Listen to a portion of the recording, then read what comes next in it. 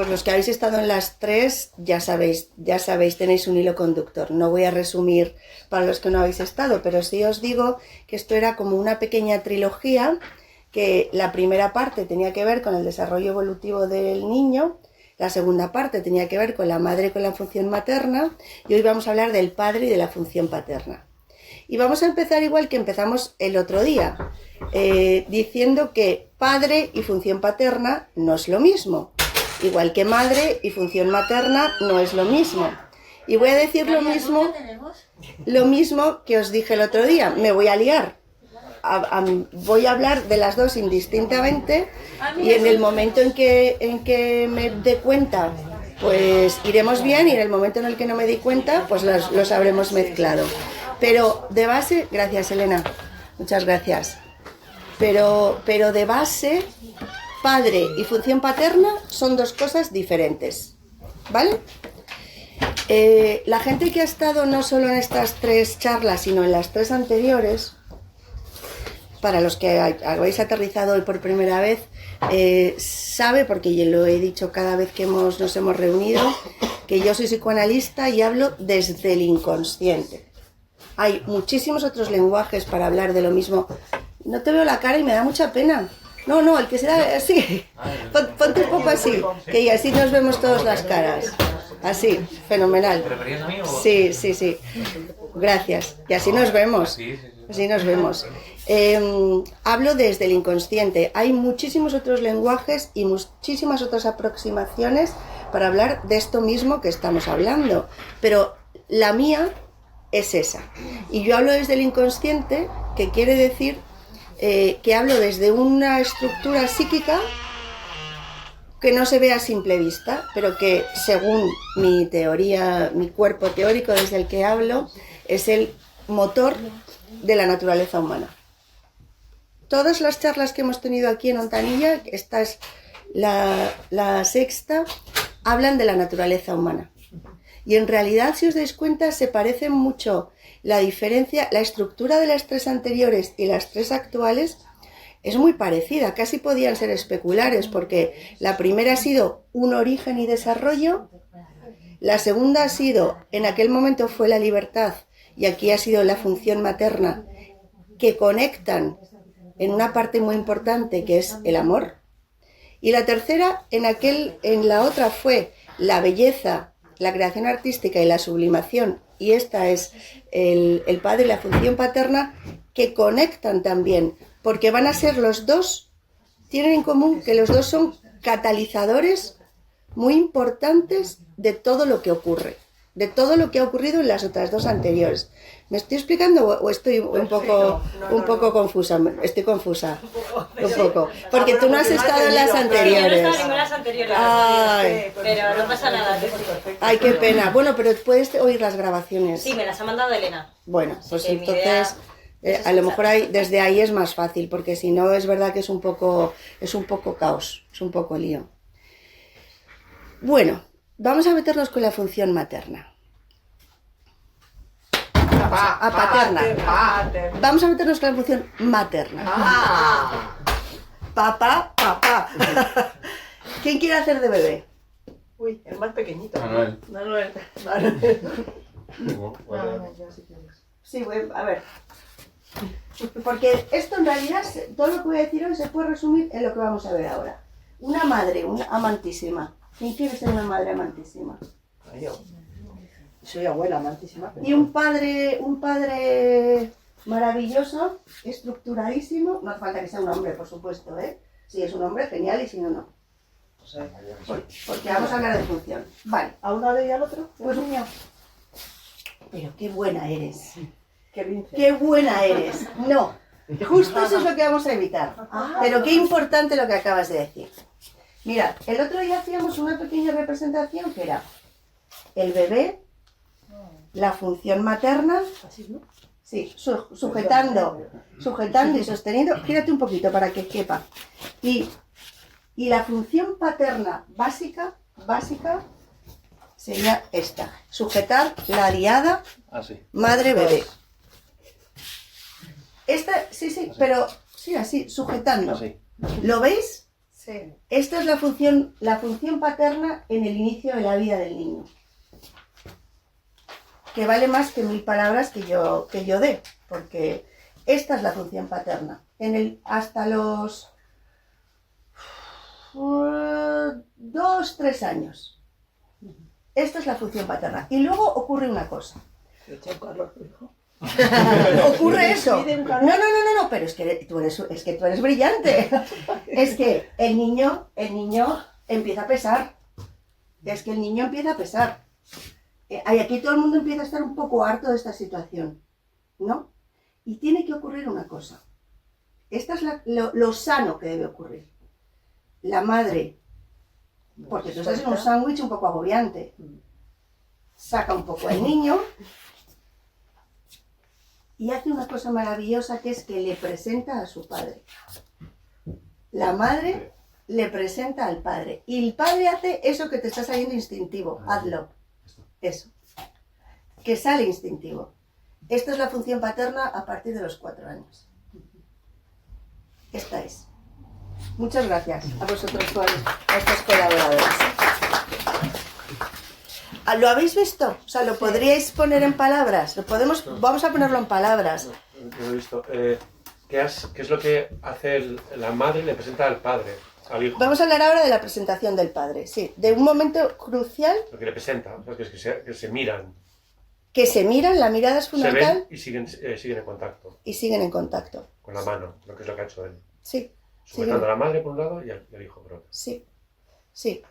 Pero vamos a hablar de ese momento, porque ese momento es decisivo.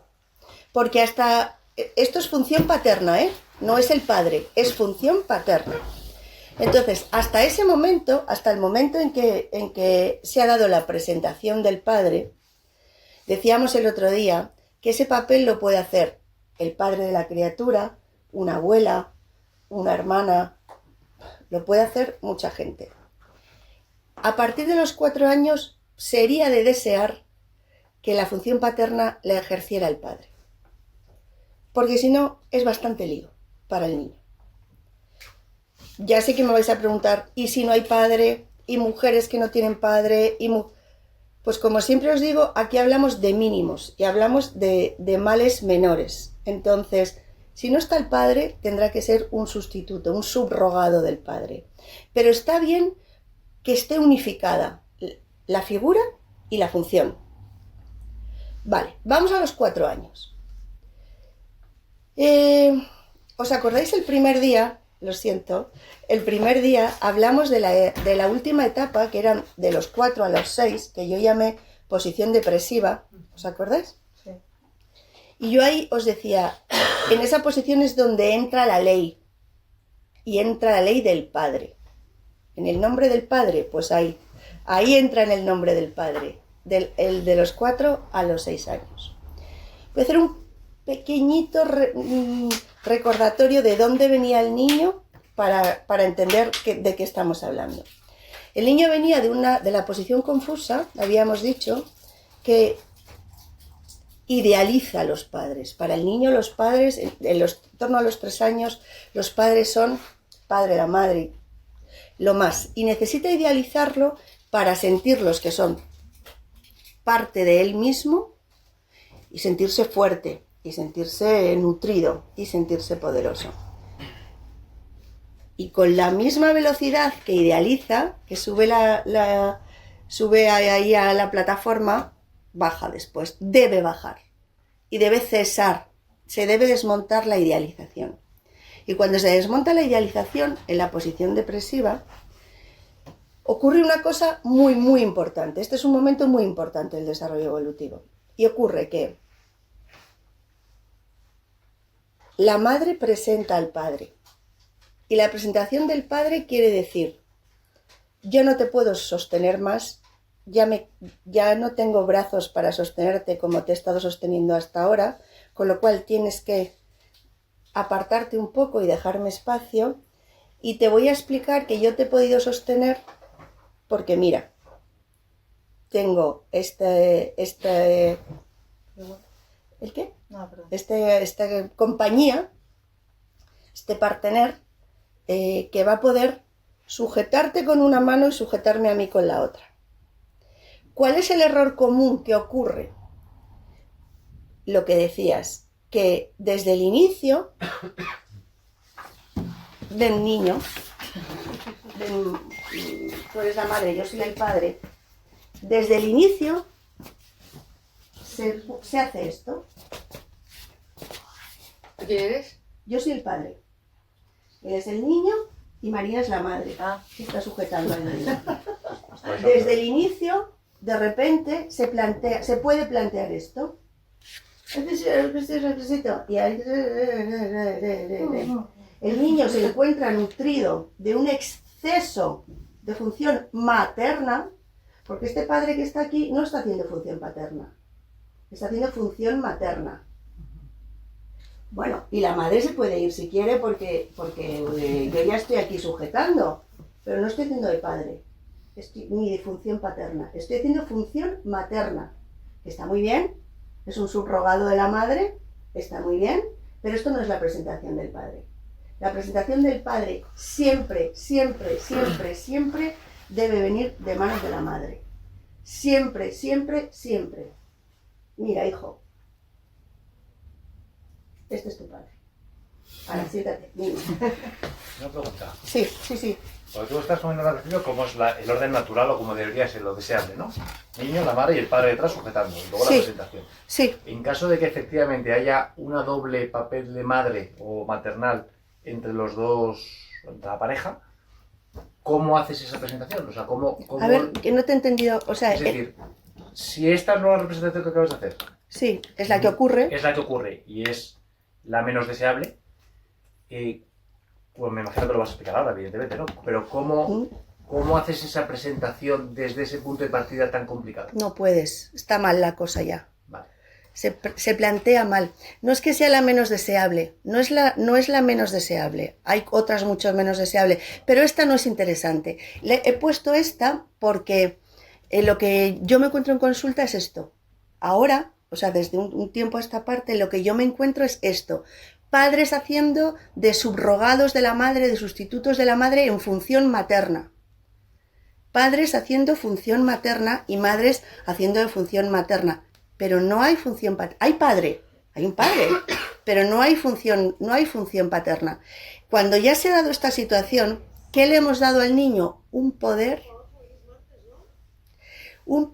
ilimitado, porque está en el centro con un aliado y otro aliado. Y él es Elena se muere de la risa.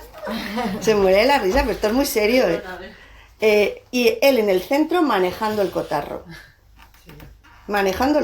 Le hemos dado un poder que, a los que no habéis venido a las charlas, otra cosa importantísima, siempre hay esperanza.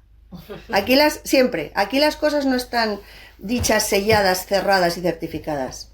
No, el determinismo es una cosa que no cabe en la naturaleza humana. O sea, no hay determinismo. La vida, esto lo voy a volver a repetir, lo he repetido siempre y lo vuelvo a repetir. La vida da 1001 oportunidades para subsanar los desajustes que hemos ido teniendo a lo largo, desde el inicio. Hay 1001 oportunidades. Entonces, la verdad es, ahí ya no se puede hacer presentación materna bien hecha. Pero estamos hablando de los 4 años.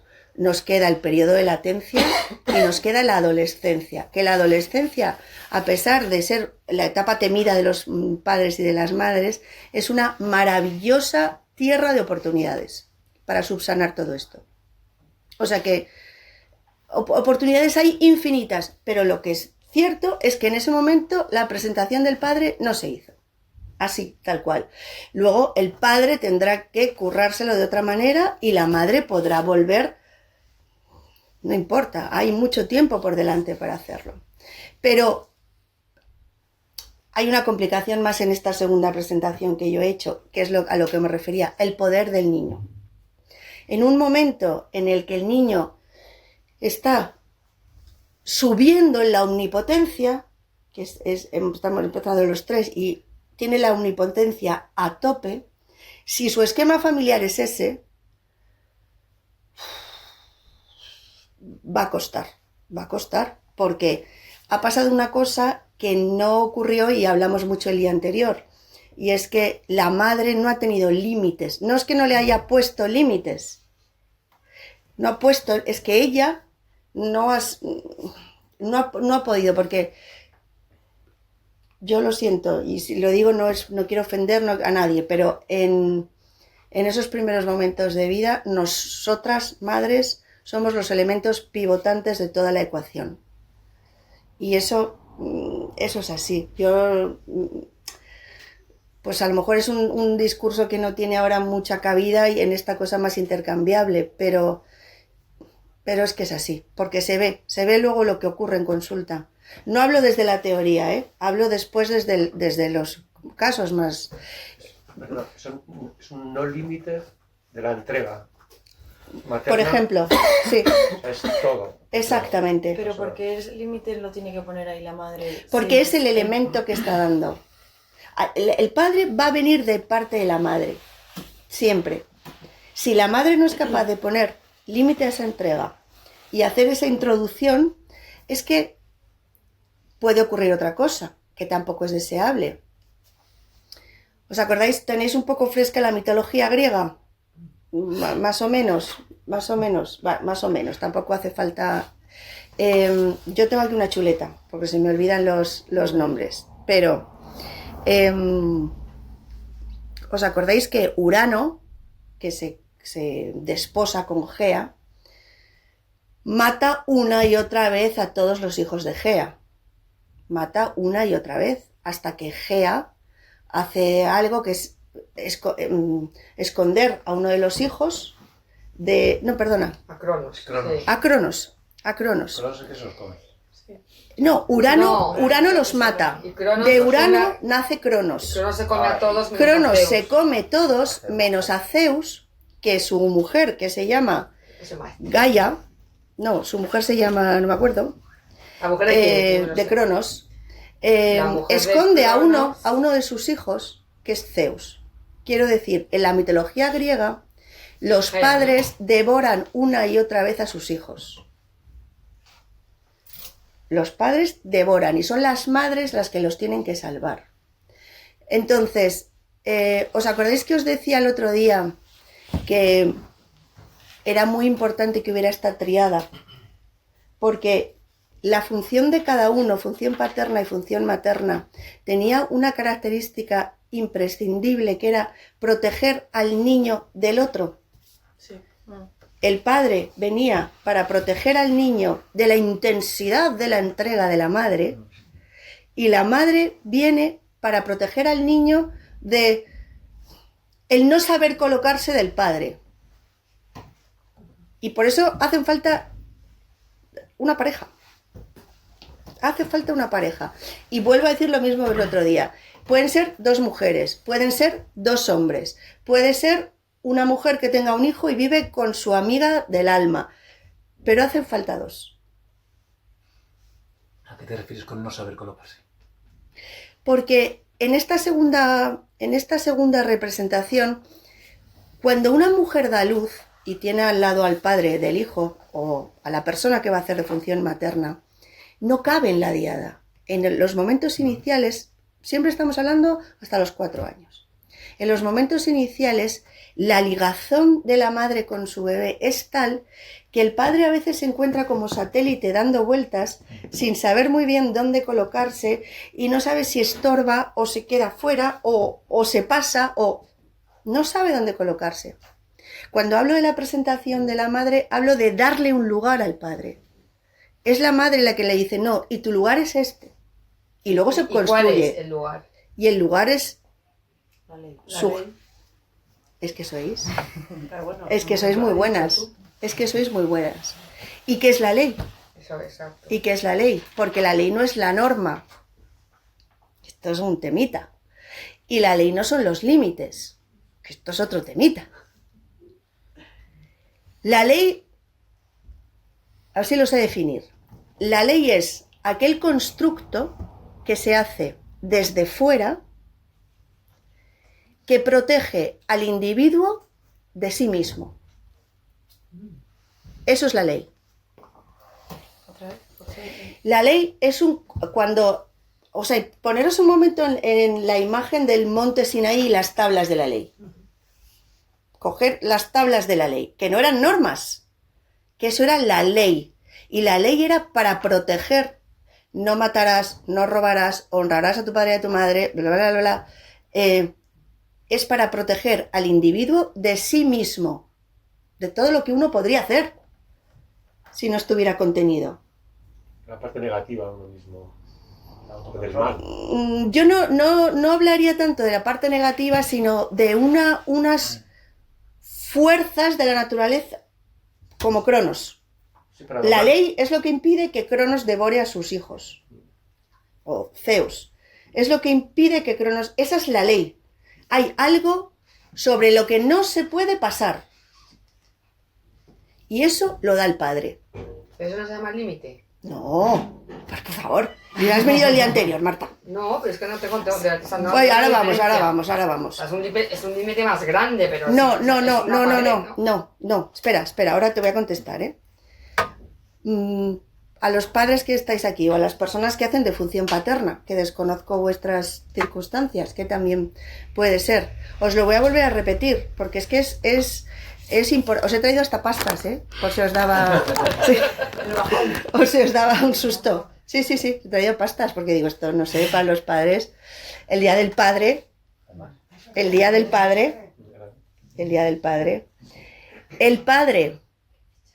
es el impositor de la ley.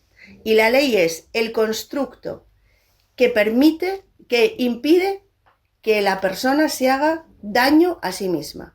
La persona en comunidad, el ser humano. Es el preservador. Sí, ya lo sé. Fíjate, es mucho eso. Es muchísimo. Es un peso enorme el de los padres. No es pequeño el de las madres, ¿eh? Que son las que permiten que esto pase.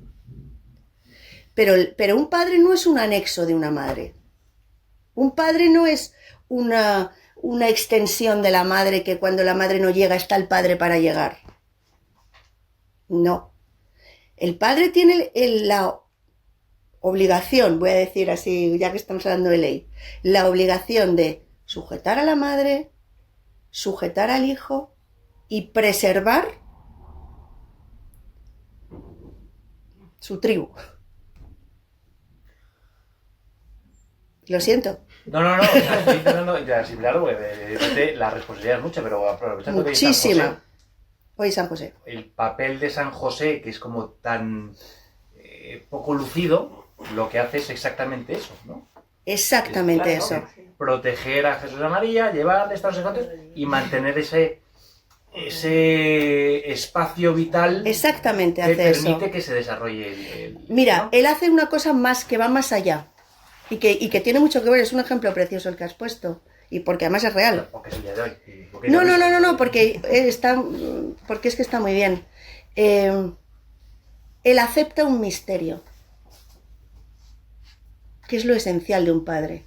Un padre no tiene ni idea de lo que es un niño, ni de lo que es la maternidad, ni de qué le pasa a la madre, ni de qué es un embarazo, ni de qué es un parto, ni qué es eso que está ahí, que llora y que además no ha tenido vinculación con eso durante 9 meses, con lo cual pues es una cosa así como rojiza y ajena, que pues qué mono, qué vicker. Pero un padre no tiene ese instinto.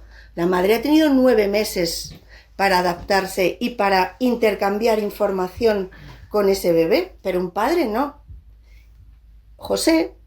San José acepta un misterio. No, es que mi hijo, tu hijo este no es mi hijo, pero no es tuyo, pero es de Dios, pero... y lo acepta. Lo acepta y lo sostiene. Ejemplo maravilloso. Y no sabemos mucho, o por lo menos yo, no sé si las personas que están aquí, de la figura de San José, pero ya te digo yo que era la ley. Te digo yo que era el transmisor de la ley. Los judíos lo hacen muy bien eso, por eso te lo digo. Los judíos lo hacen francamente bien. Saben cuál es la ley y no la traicionan. Y la ley la lleva el padre, siempre. Y no protege a la comunidad, esas son las normas. Y ahora te voy a contestar, que no se me ha olvidado. Esas son las normas, protegen a la comunidad. La ley protege al individuo. Esa Es es como un código ético. tiene más que ver con la ética. Con la moral natural también, ¿no? Tiene más que ver con la ética y la moral vamos a ir ahora, que también es muy importante, pero tiene mucho que ver con la ética. La ley es una ley ética, efectivamente. Es que esto, yo no sé si volver a decirlo todo desde el principio, porque no se les cuenta a los padres bien.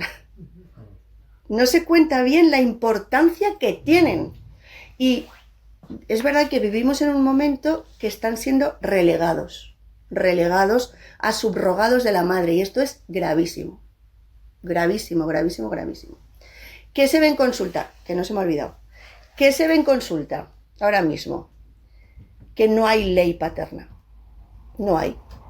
No hay ley paterna. Hay padres que hacen de madres.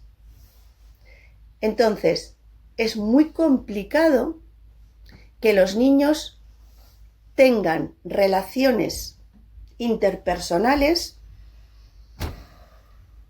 donde se puedan poner límites. Y ahí voy contigo. Es muy, muy, muy complicado, muy complicado.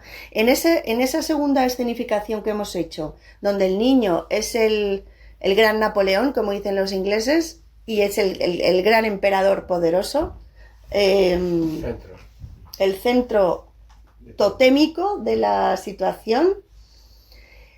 La dificultad no es que ese niño sea más o menos pesado, más o menos maleducado, más o menos coñazo, no.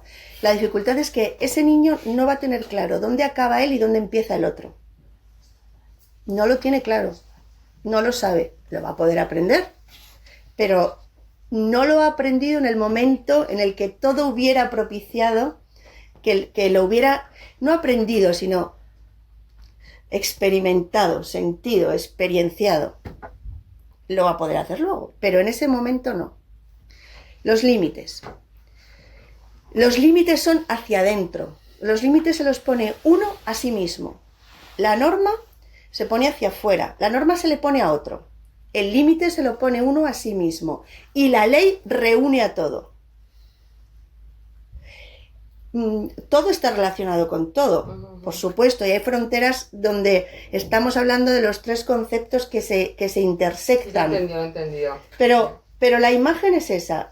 Los límites me los pongo yo a mí, a mi entrega, a mi odio, a mi rabia, a mi amor. O sea, los límites se ponen para no devorar al otro. La norma se le pone al otro para vivir en comunidad. A las 8 en la cama, se cena a las tal, a las 10 en casa, no se cruza cuando el semáforo está en rojo. Esas son las normas que permiten vivir en comunidad. Y luego está la ley que sujeta todo eso, que efectivamente tiene que ver con la ley ética. Y cabe la moral también aquí. Tú has hablado, Lidia, ¿no? Has hablado antes de moral. Y caben dos conceptos muy importantes que vienen muy de la mano, que vienen también del padre. En las charlas, yo titulé esta charla Función paterna, una ventana abierta al mundo. ¿Por qué? Así como la madre hace la presentación al padre, pasa del 2 al 3, que es el número ideal para el desarrollo sano de una persona, el 3, el padre pasa de ahí al mundo, con la ley. Y cuando se abre la puerta, entran dos cosas muy importantes. La moral del momento que uno vive, la moral cambia, la moral del momento en el que uno está, y la cultura, que es esencial en todo esto. Y cuando digo la cultura, quiero decir el folclore, la gastronomía, las fiestas de guardar, la religión, cabe todo ahí. Entonces, si os dais cuenta, es que es muy gráfica la escena, ¿no? Porque es de una unidad, de una madre con un niño, que es una unidad. Pasamos a una dualidad, donde la madre y el bebé empiezan a ser dos, pero todavía no son dos diferenciados. Tarda un tiempo en que a la triada donde el padre protege al niño de la intensidad de la madre y la madre protege al padre de su ubicación, y de ahí a lo grupal. El desarrollo evolutivo es una apertura permanente del uno al todo.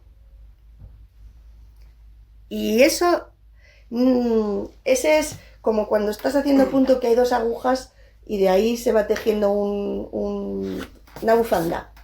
Esas dos agujas son la función materna y la función paterna. Y tiene que estar como si estuvieras haciendo punto. Que un punto lleva una aguja, coge el punto de uno y el otro le da la vuelta y sale por el otro lado y no sabes cómo mágicamente se hace un tejido. Pues esa es la función materna y la función paterna. Pero no son intercambiables. Me preguntaréis, ¿pero una persona puede hacer las dos? Creo que alguna vez ha salido esa pregunta. Una persona, madre o padre o abuela o tío o quien sea, puede hacer alternativamente una y otra. Porque esté sola, porque no haya nadie, pero falta. O sea, la función materna, hay un concepto importantísimo que también es de Winnicott, al que hemos nombrado aquí muchas veces, que es la constancia objetal. ¿Habéis oído esa frase que está por todos lados? No es importante que pases mucho tiempo con tu niño, tiene que ser tiempo de calidad. Y una mini. Eso no es verdad.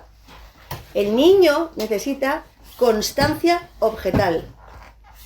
El niño necesita que quien vaya a estar con él, quien esté con él, esté el mayor tiempo posible. Es una mala noticia esta, ya lo sé. Lo sé, pero el niño necesita constancia objetal, porque un niño cuando nace no es capaz de hacer algo que nosotros como adultos lo hacemos muy bien. Y es que, ¿no habéis jugado con los niños de menos de 2 años al cucutrás? Cada vez que apareces, para el niño es una sorpresa infinita. Y cuando te escondes, para el niño has desaparecido. Esto es increíble. Bueno, pues eso pasa a nivel psíquico también. Cuando tú no estás, para el niño te has muerto, has desaparecido. Y lo que ese niño siente por dentro es una explosión. Y una explosión de desintegración, una experiencia real de desintegración interna. Y cuando vuelves La madre. El niño. No, pero Cuando no estás la madre. Sí. Es lo que es importante. Sí. Hasta los 4 la madre, ¿no? Sí, hasta los 3, o sea, hasta que se hace esa presentación, que es 3 y medio, 4, No, cuando total. tú no estás, Cuando niño esté la es- madre es suficiente. Porque el nunca padre es está suficiente. trabajando. Pero vamos, El padre puede trabajar. El padre tiene que trabajar. El padre puede trabajar y la madre también, Sí, la madre Y tiene la que madre trabajar, ¿cómo también. está presente? pues sufriendo mucho. Porque Puede estar en 2 sitios a la vez. Lidia. esta es otra mala noticia. Que esta es mala noticia. Se pasa muy mal. O sea, lo de la conciliación, pues no es real. No. ¿Lo pasa mal el niño o la madre? La madre, ¿Y el la niño? madre y el niño. Claro que no es real. Es que no es real lo de la conciliación. O sea, estoy dando muchas malas noticias. Mira, Valle con una cara de, ¿pero qué me estás contando a estas alturas? Me dices. Pero os voy a dar otra semi buena o semi mala, no sé. Que la madre sea capaz. ¿Os acordáis que el otro día decía que una gran objetivo de la función materna, o una especie de lugar que tiene la madre, es sobrevivir? Y cuando las madres sobreviven, los hijos ganan muchísimo. Y una de las cosas a las que las madres tienen que sobrevivir es a ese desdoblamiento imposible. Imposible. Y hay unos años que se pasan en el que una más bien, no sabe si es por la mañana, si es por la noche, si es a mediodía o si es de... Pero, si esa madre, en esos primeros 4 años, tiene a un padre sujetando, sujetando bien, pero firme. Y no, pensad en un barco, un barquito de vela, que se caiga con los vientos y con... No así. Un barco velero, pero en condiciones, que sea capaz de flexibilizar, de hacer así, pero de no soltar. Si la madre está sujeta por el padre, la madre va a sobrevivir. Y va a sobrevivir con éxito. De una manera invisible para el niño. Esa sujeción. Sí. Porque no existe el padre. O sea, Bueno, a ver, existe en tanto que es un subrogado en ese momento de la función materna. Lo que no existe es... La ley. Exactamente. No hay una ley todavía paterna. Yeah. Pero el padre hasta ese momento, para el niño, va a ser este señor o esta señora que está haciendo la función paterna, son una prolongación de mi madre. Lo acepto. Otro concepto importantísimo, el objeto transición. Nunca sé si se dice transicional o transaccional. Creo que es transicional, objeto transicional. Chupetes, biberones, mantitas, la almohadita, la mantita de no sé qué, el peluche chiquitín, esos son los objetos transicionales. Y permiten que el niño, mientras va adquiriendo constancia objetal, permiten que haya sustitutos de la función materna, que le dan a él sensación de esto no es mi madre, pero sí, pero me vale. Bueno, pues el padre, en esos primeros años de vida, es un objeto transicional. No son mi madre, pero me vale mientras mi madre no esté. Una buena noticia. Ahora espera, que voy a dar una buena noticia de las pocas que voy a dar hoy. Y no, son todo buenas noticias. Son todo buenas noticias. En la medida en que la madre consiga luchar, porque es una lucha, contra viento y marea, para proteger parcelas de su vida, que sean el trabajo, sus amistades, sus ocupaciones, sus intereses, lo que sea, va a favorecer infinitamente el desarrollo del niño. Es importantísimo, aunque es una lucha enorme y la conciliación como tal no es real, porque es muy costosa, aún así hay que mantener una parcela privada. Esa parcela privada puede ser el trabajo para la madre que trabaje, pero hay madres que no trabajan. Bueno, pues que a lo mejor esa madre resulta que le gusta mucho ir a pasear al parque. Pues vale también, vale todo. Pero cuanto más pueda tener ella una parcela donde su hijo no entre, más le va a favorecer a él después la presentación del tercero y de la ley. Esto es una buena noticia, ¿no? Esto es muy buena noticia. Lidia, ¿qué me decías? Perdona, Marta. Cuando decías, yo soy madre, pero me vale mi padre. Sí. Por ejemplo, la persona que le cuida, la guardería. Sí. O sea, esa gente que ejerce. Todo eso son objetos transicionales. ¿Qué es muy importante? Que la madre, porque todo, de nuevo, os digo, es el elemento que pivota. Entonces, la presentación, o sea, si tú le llevas a tu hijo a la guardería, a una guardería que no te gusta, que no estás contenta, que no confías en la persona que le cuida, que no... ¡Qué carita! que no lo ves, que no, eso no, porque no va a servir de objeto transicional.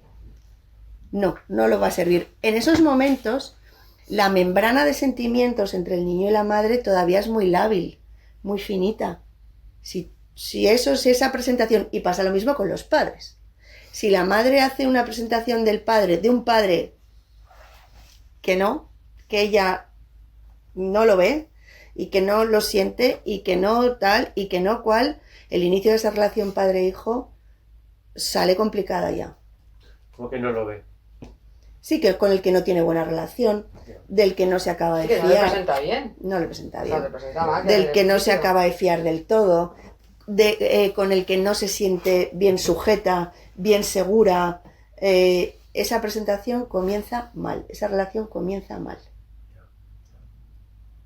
Insisto, hay muchas oportunidades después. Muchas, muchísimas. La adolescencia es un momento crucial. Le miro a Manuel que está en la adolescencia es un momento crucial para retomar, representar, recolocar, reubicar. Desde un lado ya más tranquilo de los padres, más si logran mantenerse tranquilos en la adolescencia, que esa es otra. Pero bueno, en la medida en la que puedan. Hay un montón de oportunidades, un montón, pero es verdad que el espacio para elaborar todos estos pasos, si no se da y no se da de una manera consciente, ese niño tiene dificultades, lo tiene mal. Y no es la mayoría de niños los que viven en unas condiciones poco ideales, las que estás contando, es decir, que esas condiciones ideales, ¿cuál es el porcentaje? Vale, te voy a contestar. Hija, no te vayas, ¿no? Qué Sí, pena. es que, bueno, técnicamente tenía cálculo hasta las 8, o sea que... Pero pensaba que empezaba a las 7, si yo aquí desde las 7. Ay, bueno, qué pena, pero te mandan la grabación, sí, ¿no? Y además me tengo que escuchar las otras dos. Adiós. Oye, llévate una pasta antes de irte. Te voy a contar, no se me ha ido en absoluto, ¿eh? Sí, lo voy a abrir ya para hacer boca. Adiós. Hasta luego. Mira, has dicho una palabra fundamental. Ay, ay, otra vez, por favor. Teóricamente, tú estás hablando de una situación... Es que pesa. Muchas gracias, chicas. Estás No, hablando de una situación ideal. no, te voy a... Es que... Sí, porque se va a volver a caer y me da pena. Mételas un poquito más al fondo, a ver si puedes. Mira. Ojalá.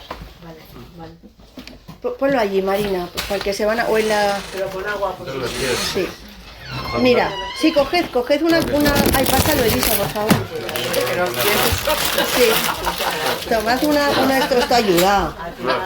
Esto ayuda. Esto ayuda, un dulcito. Mira, has dicho una palabra esencial. Condiciones ideales. Lo ideal no existe. Y además no es ni interesante que exista. O sea, no es ni deseable. Pues lo ideal es algo que tiene que romperse. Lo ideal, la idealización es un estado de omnipotencia. Espera, te voy a responder a todo. Un estado de omnipotencia que se pincha y desemboca en la impotencia. ¿Vale? Bueno, pues no hablo de idealismo. Entonces, hablo de perfección. No, tampoco. La perfección no nos lleva a nada. El otro día hablamos de un concepto importantísimo. Hablamos de madres.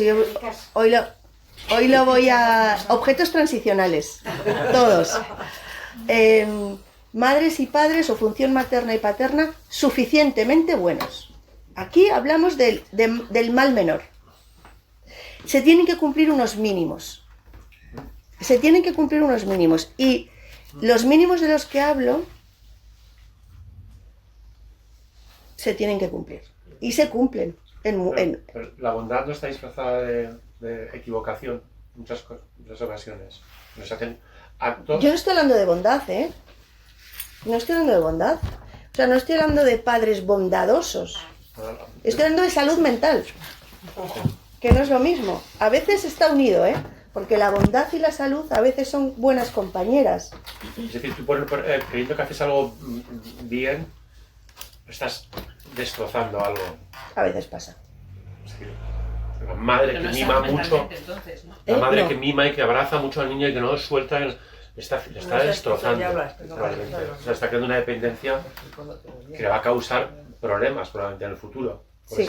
Por ese exceso. Entonces, Lo que pasa es que yo te diría una cosa aquí. Has dicho, alguien que cree que está haciendo algo bien, pero puede estar fastidiando del todo. Y ahí es donde está la esperanza, otra buena noticia.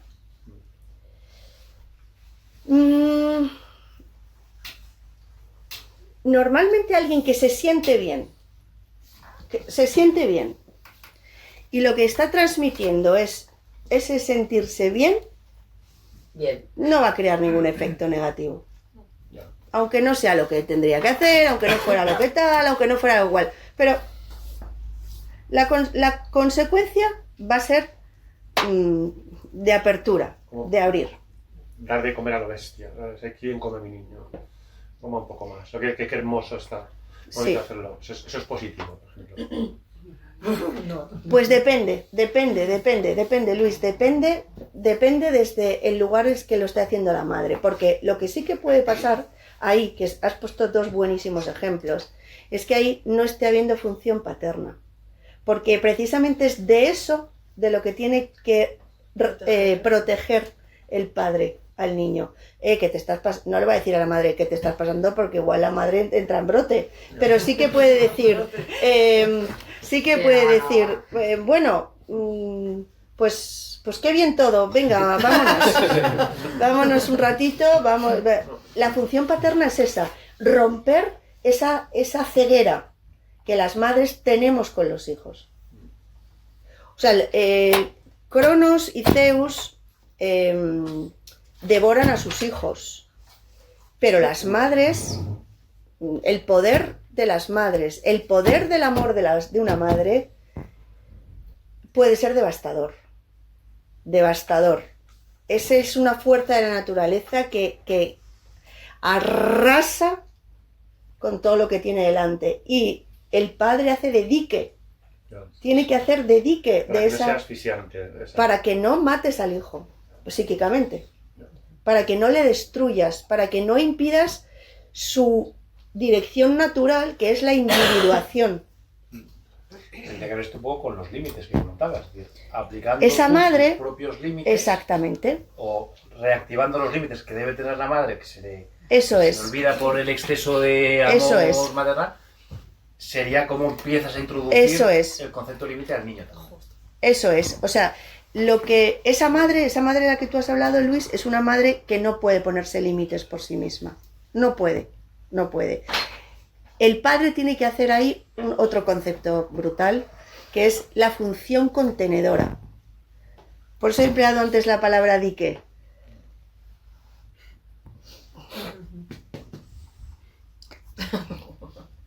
Con el abrazo, con la presencia, con la serenidad, seguridad, con el aplomo, con una palabra genial, autoridad. Con la autoridad. Yo estoy hablando desde la salud. O sea, todo esto sería como el desarrollo sano. Y después, por cierto, un inciso al otro día. Me acordé, María, no mencionamos un libro maravilloso que habla de las madres y las hijas no en salud, que es La llave, de Magda Szabo. La puerta. La puerta no. No. La balada de Iza es la de la viuda, la de la madre que muere. La balada de Iza. La balada de Iza. Y la llave es, bueno, la balada de Iza. Esto es una barbaridad. Muy bien, porque he sido poco a poco. Sí, la llave, la puerta, la balada. Ese libro, Esa es la que se lleva la madre del pueblo a vivir, que bueno, este libro para hijas con madres mayores. para hijas con madres. Esto es en relación a hijas con madres. Ahora os voy a recomendar uno de hijos con padres, que también. Este libro es maravilloso. Yo no tengo palabras para escribir este libro. O sea, si el otro día hablábamos de la música de mi madre, pues este casi, no sé, es maravilloso. Carta al padre de Kafka. De hijos a padres, porque claro, los padres, igual que una madre puede arrasar a sus hijos, los padres pueden destruir a sus hijos. Así, tas, precisamente porque son los portadores de la ley. El poder de un padre, pues es el poder de Cronos. De nuevo, aquí no está nada dicho, que siempre hay esperanza, pero la fuerza de un padre destructor es como el tsunami Y para eso tiene que intervenir la función materna y proteger. Y la fuerza esa sería, o sea, cuando es sobre... No. Cuando el padre se pasa, ¿qué sería? Que Voy. demasiada Voy a eso, porque eso es muy importante. La madre hace de paterna. O sea, es que al ver eso... Es que sí, se podría decir así, protege. Y establece un poco el... Protege. Sí. Y hace lo mismo que lo que decía Jaime, ¿verdad? Lo que decía Jaime, ese padre no se puede poner límites, la madre tiene que poder hacer una función contenedora y que el padre empiece a ponerse límites. Por eso hacen falta dos. Sí. Hacen falta dos. Es muy complicado hacer esto uno solo.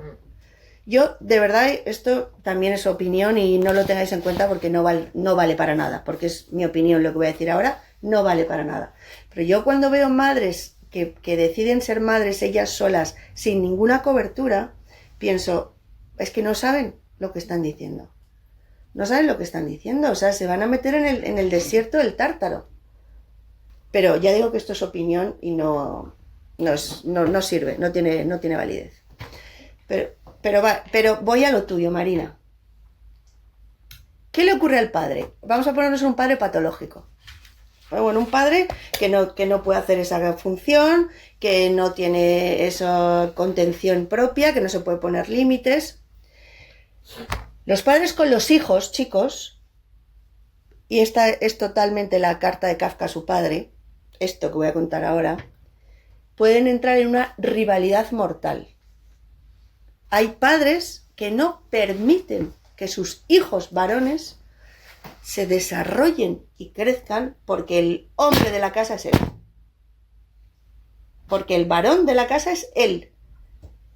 Y se ven mucho, se ven padres muy potentes con hijos ya muy mayores alrededor, castrados. Y cuando digo castrados, quiero decir disminuidos, con un techo aquí que no pueden romper, Eso con los hijos varones. Con las hijas, padre patológico. Tú eres mía. Me perteneces. Y me perteneces quiere decir que no estás jamás fuera de mi ley. Mi ley lo cubre todo y tú no puedes salirte de ahí. ¿Cuántas hijas se ve en sus casas?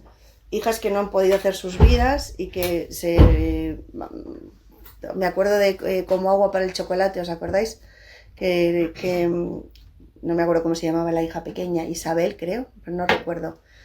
Bueno, Bernarda Alba, pero ese sería el caso de una madre con sus hijas, pero en ambos casos la función materna y paterna, el mayor fracaso que tienen, el mayor es no permitir que sus hijos transgredan la ley. Esto es una cosa muy curiosa. En un principio la ley les protege, pero es obligación de los hijos y necesario transgredir la ley. Y transgredir la ley significa salir de esa protección, salir de ese paraguas, enfrentarse. Hay que poder transgredir la ley. Decía Nietzsche y decía Freud que hay que poder matar al padre. Y matar al padre no es no volver a hablar a tu padre nunca, no tener relación con el padre, es poder elaborar esa ley y quedarte fuera de esa ley paterna. Ya está, la ley caduca, ya tiene un tiempo de caducidad. Enfrentarte a ella. Hay gente que no tiene más remedio que enfrentarse a ella porque su padre no le permite, no le facilita esa ventana al mundo de la que hablaba. Hay padres que no es que no la abran, es que la cierran bajo 7 cerrojos. Y para salir tienes que poner una bomba a veces. Hay que ponerla. O sea, lo peor que puedes hacer es no ponerla y quedarte. A veces hay que hacer un atentado contra la ley. No hay más remedio. Y si hay víctimas, hay víctimas. Eso es la adolescencia. No necesariamente. Y toda la vida. Uno puede, esto puede pasar a los 40, a los 50, a los 60. Pero me refiero en la infancia, en la No, transición. por supuesto. Es el momento de la adolescencia, que es cuando realmente esa ley ya no te interesa, quieres salirte de ella. No, en la adolescencia, también lo decía el otro día, lo peor que le puede pasar a un niño en la adolescencia es que venza a su padre y a su madre. En la adolescencia hay atentados medio, algunos más potentes, otros menos potentes, depende de cómo se haya ido gestando todo lo anterior. Y lo peor que puede pasarle a un niño o una niña en la adolescencia, lo peor, es un drama, es que venza. No puede vencer, por su bien. No puede vencer. No está preparada para estar sin esa ley. Es imposible. Ahí hay que hacer, por eso es tan complicada para los padres la adolescencia, porque hay que reforzar la ley. Y la ley es, te voy a proteger incluso de ti mismo. Yo te voy a proteger de ti, el primero, la primera. Aunque estás recibiendo puñetazos, pero te voy a proteger de ti. Y una vez que yo te haya protegido de ti y salgas de la adolescencia, te he visto, Elisa, ahora voy, salgas de la adolescencia con el honor de la batalla perdida, mira qué frase más bonita, ¿no? Con la dignidad del perdedor, que siempre es mucho más digno que el ganador, infinitamente, y más bello. Es maravilloso. Pues cuando uno sale con toda esa poética de haber perdido, entonces sí, entonces el padre, la madre, puede abrir esa ventana y decir, ahora sí, ahora ya no necesitas mi ley. ¿Y qué te estás hablando, Lidia? Pues mira, el otro día me quedé pensando en una pregunta que me hiciste, Marta, tú precisamente, me hablaste de los 21. Y me dijiste, ¿y qué se coloca en los 21? Pues esto. Claro, total. Esto. Es una edad flexible. O sea, yo digo los 21, pero más o menos. Llevas 3 años con mayoría de edad, con capacidad para votar, para Sí. Pero la mayoría de edad antes era los 21. Los 18 es una edad flexible. Yo digo los 21 porque realmente los 18 es un momento de mucha transición en un chaval, en una chica, porque sale a otro estadio y está muy tambaleante. Pues en unos niños era a los 20, otros niños era a los 25, es decir, aquí no hay una tabla así exacta como para... Yo doy intervalos aproximados, pero estamos hablando en torno a los 20. Año arriba, año abajo, una cosa así. Elisa. ¿Te puedes cargar en la adolescencia cosas que se han conquistado en la infancia? No. Otra buenísima noticia. Lo que se conquista es para siempre. No entiendo. ¿Qué pregunta has hecho? No te he oído bien. En el día de lo de la evolución del niño, decíamos que en los diferentes estadios de la infancia vas conquistando diferentes cosas. Y luego la adolescencia es como una ventana para volver a intentar conquistar lo que no has podido. Pues yo he preguntado si en la adolescencia podías cargarte cosas que habías conquistado, pero no. Vale. No. O sea, una cosa buenísima del aparato psíquico es que conquista hecha, conquista que es para siempre. Sí, esta sí que está, oye, esta es buena. Esta es una buenísima noticia. Es para siempre. Luego pueden pasar una cosa que se llama trauma. Luego puede haber traumas. Y es verdad que los traumas son como un gran elemento desorganizador de todo lo que tenías. Pero aún así, lo que tenías conquistado te salva, te sujeta. Se desorganiza por un tiempo, seguro que hay una reacción química o algo así que sea parecido.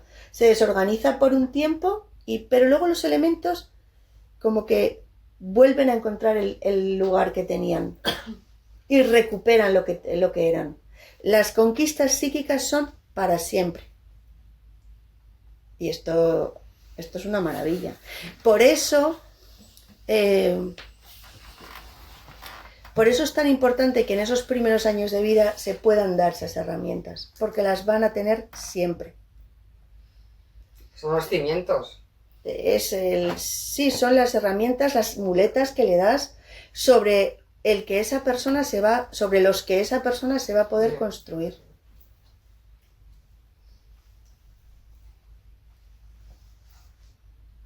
Pues yo tengo una pregunta, Lidia. Espera un momento, voy a mirar qué hora es, porque quiero ver, es que no sé cómo se mira. Pues son las 9 menos 20.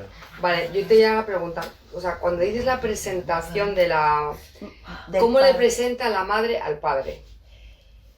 Pues la madre se tiene que apartar gradualmente. Vale. Tiene que ir dejando espacio. El otro día hablamos también de que educar y acompañar a una persona a su edad adulta tiene mucho que ver en saber dejar espacios donde las cosas ocurren casi por sí solas.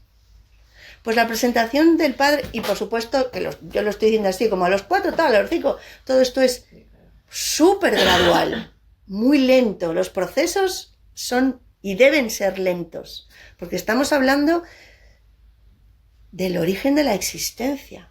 Esto es lentísimo. Pero lo que hace la madre es, me pesas mucho, me das calor, y tengo aquí a este señor que sí, que me está haciendo muy bien la función paterna, que me está sujetando mucho, pero oye, es que aquí tengo un peso, aquí tengo otro, y me voy a empezar a apartar. Y si yo me aparto, aquí se va a empezar a crear un hueco. Y yo elijo, yo madre, quiero que ahí, este señor que ha estado hasta ahora sujetándome, dé un paso al frente y sea protagonista. Y tenga ya una entidad propia. Es que hoy no sé si porque estamos en Semana Santa, pero ¿os acordáis de Jesús en la cruz con María Magdalena y San Juan? Era San Juan, ¿no? Sí. Hijo, aquí tienes a tu madre, madre, aquí tienes a tu hijo. Pues esa presentación, en esa pequeña muerte que hace la madre, porque la madre no hace más que hacer duelos, pues diría, padre, aquí tienes a tu hijo, hijo, aquí tienes a tu padre. Y yo, mi etapa en esta vida ha concluido. Se ve, Empieza otra. se ve un cambio de un primer hijo a un segundo hijo, a un tercer hijo y así sucesivamente en el proceso. Es decir, que con un primer hijo la madre tarda más a lo mejor en presentar al padre, en un segundo hijo a lo mejor menos, en un tercero a lo mejor se pasa de presentarlo. Lo presenta desde antes ya. Pues mira, yo creo que en realidad un poco sí. O sea, si todo funciona más o menos, pues uno va cogiendo ya como cancha y técnica en estas cosas. Pero al mismo tiempo que te digo esto, te digo que no tiene por qué ser así. Porque mira,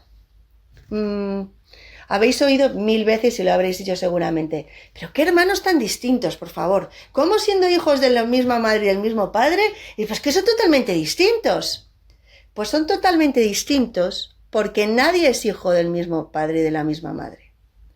Porque las circunstancias vitales en las que cada hijo nace lo hacen único. Lo hacen único. Ese nacimiento es único. Porque no es lo mismo cuando eres joven o madre primeriza, eso te marca unas características. Y si es niña o si es niño, o si querías o que te marca otras. Y a lo mejor han muerto tus padres cuando estás embarazada porque ya se acerca esa edad. O ha habido una enfermedad. Las características vitales de los padres y de las madres con cada hijo son únicas. Hija, ¿cómo eres? De verdad. ¿Qué? Que se tiene que ir. Tengo que ir, me fastidia. No me pasa nada. Bueno, gracias ella. A ti. Cuando yo tengo 4 hijos y cuando me quedé embarazada del cuarto, que yo estaba en análisis, que es este de aquí, yo estaba en análisis, tenía un terapeuta. Y es el cuarto, y mi miedo era no poder ya hacer más cosas únicas, o sea, no dar una cosa. Y me decía mi terapeuta, con con tantos hijos, vas a darte más cuenta que nunca que cada hijo es único. Y no es que sea único como un hijo único, sino que la relación que estableces con ese hijo es único e intransferible. Entonces, a la vez que te contesto, hombre, pues sí, uno va cogiendo mano y va soltando y va tal. A la vez que te digo eso, y es verdad, también te digo, y no tiene por qué ser así, porque las circunstancias son, es que no me sale la palabra, cuando no es como intercambiable, no es intercambiable, es que son exclusivas, aunque tengas 8 hermanos. Y también puede ser, mira, el otro día veía yo una paciente, era la 7ª hija de 10. Y entonces ella me decía, yo es que no me acuerdo ni de la cara ni de mi madre ni de mi padre. O sea, el abandono era general, no a mí por ser la 7ª. El abandono era general. O sea, que casos hay tantos como personas. Y hay familias con muchos hijos de verdadero sostén. Verdadero sostén. No sé si te he contestado. Sí. Y si pasa que realmente la presentación al padre se hace demasiado pronto, pues eso no existe. O sea, eso es un abandono de la madre y entonces el padre ha tenido que entrar ahí. Sí. O la madre puede decir... Muy buena pregunta. Muy buena pregunta. Pero no porque tú lo hayas vivido, ¿no? No.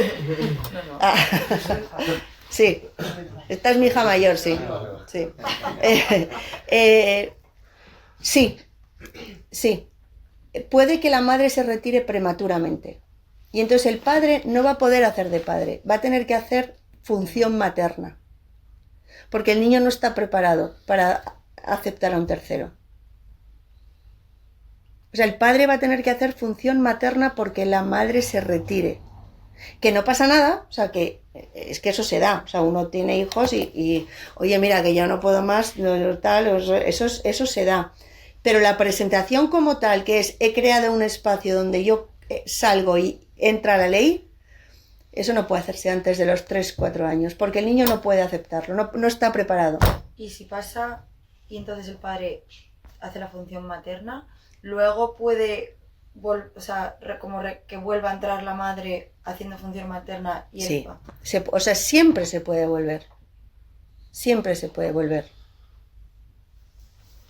Siempre. El otro día decía también, para los que no estabais, que de las fallas maternas y paternas se saca la gasolina, el motor para crecer. O sea, quiero decir que... ¿Qué decís por fallas paternas y maternas? Estas carencias, cuando metemos... Fallos. No, las fallas, o sea, la ruptura. Sí. La ruptura topográfica sí. del terreno, o sea, esa cosa que se rompe, sí. Eso es un motor muy, muy importante de vida. Si estuviéramos en una superficie pulida, como hablábamos, ¿os acordáis que hablamos cuando hablamos de la belleza de Jeff Koons, de ese escultor que hace esas superficies pulidísimas que no tienen falla? Está muy pulido, bueno, pues muy bien, me reflejo, venga, adiós, ya está. No puedes acabarlo tú de ninguna manera. Pues si hubiera un desarrollo evolutivo de esa idealización, en esa cosa tan ideal, ese niño no tendría oportunidad para nada. Lo que nos hace seguir son las herramientas que hemos recibido de nuestros padres, más las fallas que tenemos, que avanzamos para superarlas. Claro, si nos convertimos en frágiles, estamos continuamente protegidos. Sí. No, pero es que yo creo que cuando Lidia habla de algo ideal, no es protegido. Porque si está bien hecho, uno ha hecho su función, el otro ha puesto la ley, el otro ha puesto tal, y eso no significa un niño sobreprotegido. Un niño sobreprotegido es falla total. Un niño sobreprotegido es un niño abandonado. Exactamente, o sea, es al revés. Un niño sobreprotegido, o sea, la sobreprotección, que lo decíamos el otro día también, es una forma muy disimulada, muy exquisita y muy, muy perversa de abandono. La sobreprotección es abandono. Es que es un poco complicado. Es decir, tú dices que a partir de estos 4 años es cuando empiezas a poner los límites, la ley. Vamos. No. La ley. La Los ley, límites vale. se tienen que empezar a poner, los límites maternos desde el Pero los inicio. límites en general, es decir, No, a la no, hora de... no, a la no, hora no, de- Jaime, es que los límites, en este momento, no hay límites en general. Los límites son de la madre hacia sí misma Ujú. y poco más, en estos momentos. Al inicio de la al vida inicio. del niño. Es decir, o sea, la pregunta que yo te quiero hacer es muy A ver. concreta. Es decir, ¿en qué momento un niño empieza a entender o empieza a darse cuenta Sí. que lo que le estás diciendo, lo que le quieres indicar, es un límite? Yo a mi hijo, el mayor, que tiene 2 años, intento educarlo, intento ponerle algún límite en algún momento, pero me mira, se ríe y se va. O sea, es que no me hace...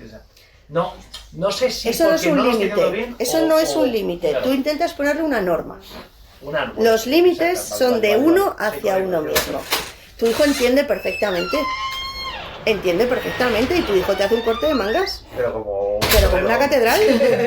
Pero tu hijo entiende a partir del año y medio, Dice perfectamente. a partir del año y medio que el niño puede decir yo soy, puede decir yo, a partir del año y medio, no solo puede decir yo, sino que a partir del año y medio entra el lenguaje. Y cuando entra el lenguaje entra lo simbólico.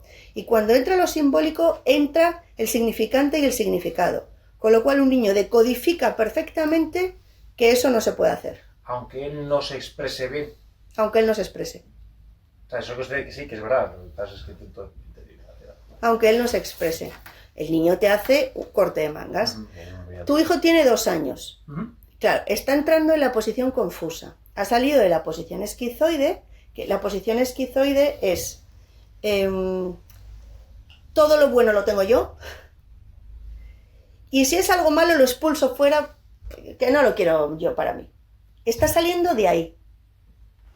En el cambio de posición, que es a los 2 años, a los 3 y pico, y al final hasta los 5, hay un duelo. Hay un pequeño duelo y los niños se resisten porque están en lo que un niño creciendo y desarrollándose por dentro está viviendo una verdadera batalla campal. Mucho. Y tu hijo está entrando en la posición confusa y está entrando en la posición de omnipotencia.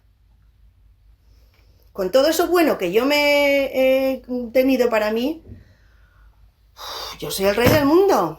Y empiezan las rabietas, y empiezan las pataletas, y empieza... Eso está tu hijo, ¿no? Entonces, empiezan ahí, y está en esa fase omnipotente de, pero que me vas a venir tú a mí, ¿a qué? ¿A qué vas a venir tú? ¿A frustrarme tú? ¿A qué? ¿A qué? Entiende perfectamente la norma. Entiende perfectamente. Hay que estar. O sea, hay que dejarle también expresarse, evidentemente. Porque si... Yo soy muy poco de que los niños se expresen. Yo soy poquísimo. Mirad, os voy a contar un ejemplo de una maestra de infantil, paciente mía, que la vi ayer. Esto es una chica que ya le había dado el alta hacía mucho tiempo y ha empezado a trabajar ahora con niños de 3 años. Ha entrado en una depresión profundísima. Y vino ayer como a hacer una sesión puntual.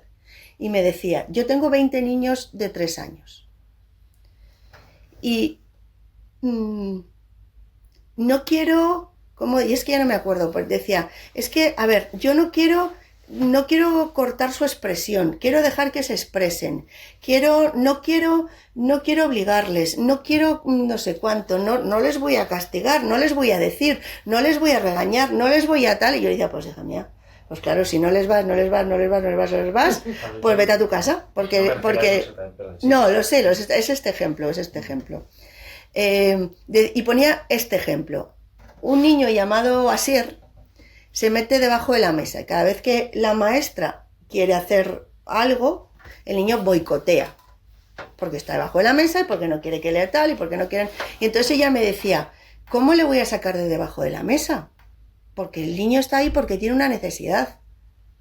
Decía, sí, le tienes que sacar de debajo de la mesa porque le tienes que proteger a él de sí mismo y tienes que proteger al grupo. Entonces, tienes que sacarle de debajo de la mesa. ¿Pero qué hago? ¿Le cojo y tiro de él? Le coges y tiras de él. Porque la contención a esa edad tiene que ser física. No verbal. mira, cuando vayas se vas a ver tú, no. La contención tiene que ser física. Necesitan... Esto sí es un límite. Esto sí, aquí sí que le estás ayudando a ponerse él a sí mismo límites. No se los pones tú, sino estás haciendo una función contenedora de nuevo. La contención es física. No quiero decir que le plaques. No digo que le hagas un placaje, pero con firmeza. Con firmeza. Sí, sí. Y sin hablar. Porque en ese momento... ¿no? Habréis visto padres que están en esos diálogos eternos con sus hijos, que no saben de qué están hablando, que no saben qué dicen, que le preguntan al niño, no lo que tú quieras, no lo que tú hagas, no lo que tú digas, no lo que... No, es lo que yo quiera, porque soy el adulto, tú eres pequeño, y aquí se hace lo que yo digo, lo que yo quiero y cuando digo. Clarísimamente, sin duda. Porque si no, lo hacemos todo, ¿eh? Eso es, ¿eh? Porque esta pobre chica me decía... Porque la teoría no sé qué y la teoría no sé cuánto y la teoría... Tira todas las teorías. Si es una cosa más del cuerpo. Estamos abandonando a nuestros niños permanentemente sin darnos cuenta. Esta maestra lo que estaba haciendo con este niño era abandonar. La estaba abandonando porque el niño de 3 años, ese niño no tiene capacidad para reorganizarse. Claramente no la tiene. Y confiar en un niño dándole capacidades prematuramente es abandonar. Es un abandono. Bueno, No. pero vamos al padre, que es que quiero... Entonces, el padre, ¿a partir de qué edad? O sea, luego, por ejemplo... Perdona, ¿eh? Es que claro, tú estás deseando lo del Voy a niño, comer claro. una de estas, ¿eh? Pero a mí me interesaba la parte del padre, Lidia. O sea, entonces a los 4 años le presenta a la madre al padre, ¿vale? Y entonces... a partir de ahí, ¿hay algún momento dentro de las etapas evolutivas de los niños donde realmente el padre sea, no sé, es que yo creo que he oído como que, no sé si a los 12 o qué, como que es muy importante como que el padre tome una no sé, que está como, yo he oído que está como en el terreno del padre, o sea, que entonces entra en el terreno del padre. Es que no sé a qué te refieres, pero el padre es esencial desde los 4 años. Desde los 4 años. Esencial. No. ¿Hasta cuándo? Hasta siempre. Hasta siempre. Hasta siempre. Siempre, hasta siempre. Un padre es una cosa muy importante. Muy, muy importante. La madre te da el colchón afectivo suficiente para poder moverte, pero el padre te da la guía hacia dónde moverte. Uno es el barco y el otro es la brújula. Eso es. Qué bonita imagen. Sí, qué buena. Bueno, sí, está bien. Elena. Sí. A partir de la... Ahí como sois, ¿eh? Me quedo con mi hija. La función materna y la función paterna no se alternan. Se dan a la vez. Pero en un momento dado, tú dices que la función paterna es como contener. Y no puede ser... No. No. La función materna y paterna, ambos hacen una función contenedora al otro. La madre contiene al padre y el padre contiene a la madre y entre los dos contienen al hijo. Eso es aparte. Y se dan, he puesto el ejemplo ese de tejer, de las 2 agujas tejiendo. La única manera en la que se dan en un paso y en otro es antes de los 4 años y después de los 4 años. Pero después están a la par. Porque en este ejemplo tan bonito que nos ha puesto Jaime, o sea, una brújula o incluso si fueran las velas, ¿no? El armazón del barco no va sin velas y las velas no van, o sin brújulas, hace falta los dos. Imagínate una función matemática. Hacen falta los dos ejes, el eje horizontal y el eje vertical, para que empiece a crearse ahí una función que puede ser infinita. Hacen falta los dos. La madre sería horizontal y el padre es el vertical. ¿No me entiendes, no? No. Lidia, perdóname, nosotros tenemos que ir. Sí, vamos a acabar en breve ya. ¿Son las? 9. Vamos a acabar en breve ya. Pero que muchísimas gracias. De nada. Ya puedes hablar de los niños. No, si me pongo a preguntar es una sesión de... Claro. Te has quedado acojonado. Sí, pero bueno. Pero... Mejor que estoy viendo que lo que yo he vivido. Pues, o sea, va para atrás. Suele pasar. Y no me quiero ni imaginar lo que han vivido mis padres. Oye, un aplauso. Eso ya me da pavor. Pero bueno. Claro, déjame decir en alto honor tuyo, pero hay una cosa muy importante, espera, no te vayas, Luis. Sí. Una cosa muy importante que hablamos el otro día con lo de las madres, el de la función materna y hoy con los padres. Nuestros padres, o sea, los abuelos del niño, los bisabuelos, están presentes en todo esto.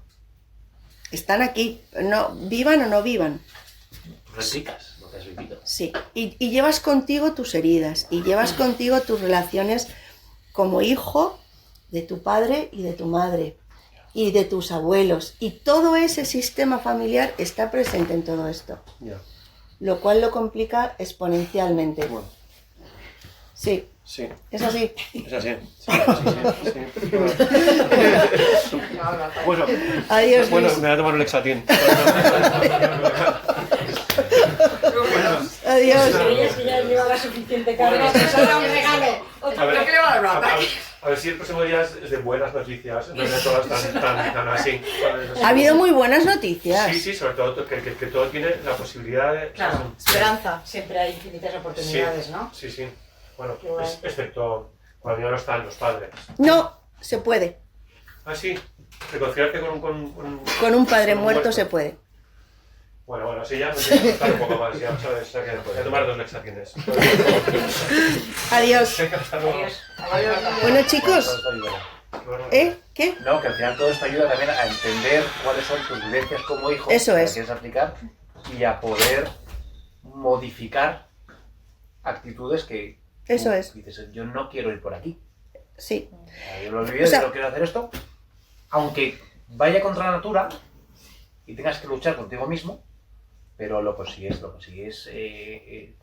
redireccionar y dices, oye, yo como adulto tengo capacidad de decisión de cómo quiero reaccionar y cómo quiero vivir la paternidad, el matrimonio, lo que sea, o lo que sea de la familia. Yo creo que es bueno, o sea, que no son malas noticias. No son malas son buenas noticias. porque te permite tener herramientas para... Hay tantas oportunidades que el otro día le hablaba de la maternidad, pero con la paternidad vale exactamente igual. Es una nueva revisión de cómo has sido tú como hijo y cómo han sido tus padres contigo como padres. Eso no sé si pasa el resto, pero yo escuchando el primer audio y tal, es imposible que no pienses en tu experiencia como hijo. O sea, es imposible. O sea, Es imposible. Yo lo revisiona y dices, oye, pues sí, tengo un padre fabuloso, ¿no? Sí, no te tiene nada que ver, ¿no? Lo revisas, ¿eh? Pues sí, así es. Muchas Esto es una gracias. cadena, pero no es contra natura. O sea, No sé si me entiendes no es lo que contra quiero natura. decir. Esa lucha de la que hablas, Sí. esa es pro natura. No. Esa es la buena lucha. Esa es la que hay que hacer. Bueno, con este fin.